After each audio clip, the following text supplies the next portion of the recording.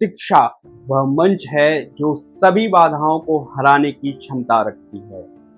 गरीबी, अज्ञानता, शोषण, भुखमरी तमाम समस्याओं से बचा सकती है।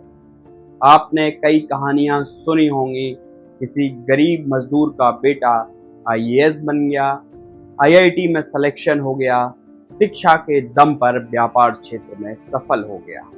लेकिन जब सरकारी तंत्र की लचर व्यवस्था की वजह से बुनियादी शिक्षा ही ठीक ना हो, तो देश का भविष्य कहे जाने वाले गरीब मजदूर वर्ग के बच्चों का क्या होगा?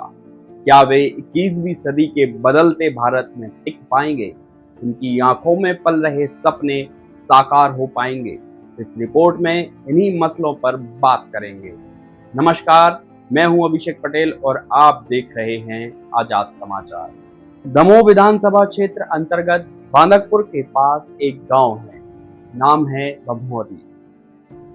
यहाँ के सरकारी स्कूल की स्थिति दयनीय है। स्पेशल ट्रीटमेंट तो छोड़िए, बुनियादी सुविधाओं का भी अकाल पड़ा है। शुरुआत कहाँ से की जाए? चलिए शिक्षा की गुणवत्ता से ही श्री गणेश करते हैं। कक्षा 1 से लेकर 8वीं तक इस स्कूल में पढ़ाई होती है। शिक्षकों की संख्या तकरीबन 7 है। छात्र छात्राओं ने बताया कि जब से नया सत्र शुरू हुआ है, तब से यहाँ 1 या 2 विषयों की पढ़ाई ही हो पाती है। इतने ही शिक्षक कक्षा में आते हैं, बाकी नहीं। पीरियड आपके यहाँ? एक या 2 पीरियड लगते हैं सर। 1 पीरियड या 2 पीरियड लगते हैं और नहीं लगते। मैं सर अंकिरण मैम लगाती हूँ और कोई नहीं लगाता। आते ही नहीं है कोई? नहीं सर, पर नहीं आता। मैम और बहन सर पढ़ाते हैं 2 पीरियड, 2 या 1 लगता है पीरियड और लगते ही नहीं। आप इससे अंदाजा लगा लीजिए कि इन छात्र छात्राओं का स्तर क्या होगा। ग्रामीणों का आरोप है कि शिक्षकों के आने जाने का समय भी तय नहीं है। असुविधा तो यह है कि समय से पहली चीज़ तो स्कूल लगता नहीं, ना आने का समय ना जाने का समय।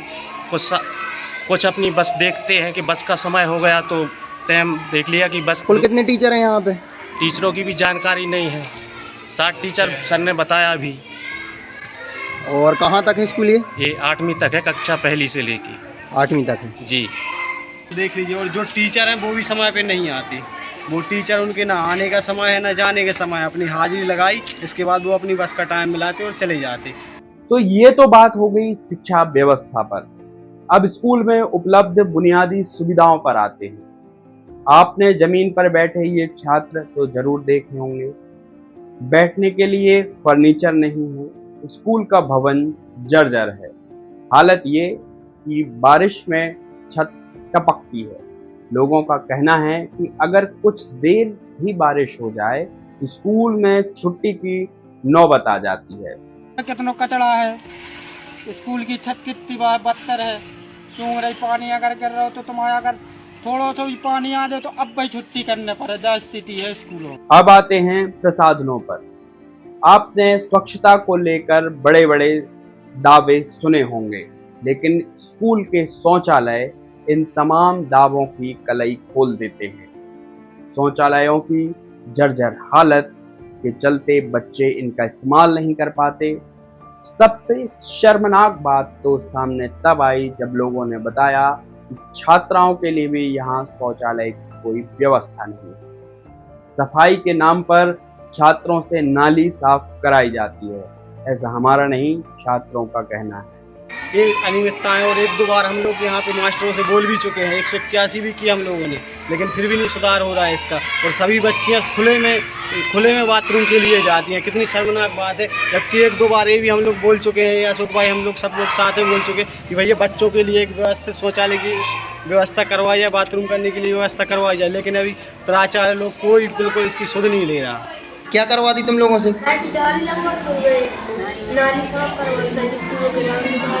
पौष्टिक भोजन उपलब्ध कराने के लिए सरकारी स्कूलों में बच्चों को मिड डे मील योजना चल रही है। यहाँ भी ये योजना लागू है। आइए आपको दर्शन कराते हैं यहाँ की किचन के, जहाँ बच्चों के लिए भोजन पकाया जाता है। गंदगी का आलम देखकर आप खाना तो दूर किचन में घुसना भी पसंद नहीं करेंगे। इतना ही नहीं, आप देख पा रहे होंगे कि खाना चूल्हे पर पकाया जा रहा है। उज्ज्वला योजना गैस सिलेंडर कहाँ गया? शायद फाइलों पर हो, लेकिन यहाँ तो नहीं दिख रहा। जब हमने ये स्टोरी की तो उस समय बड़े माँ साहब यानी प्राचार्य महोदय स्कूल में मौजूद नहीं थे। वो किसी सरकारी कार्य से व्यस्त थे, लेकिन शिक्षक हमको स्कूल में मिल गए। सुनिए उन्होंने क्या कहा। सर, जो आपके स्कूल में किचन सेट भी मतलब जर्जर हालत में हो, ना बच्चों के लिए शौचालय है, तो ये असुविधा क्यों है आपके स्कूल में? तो हमने देखा भी पूरा जर्जर पड़ा हुआ है शौचालय बच्चों के लिए सार्वजनिक।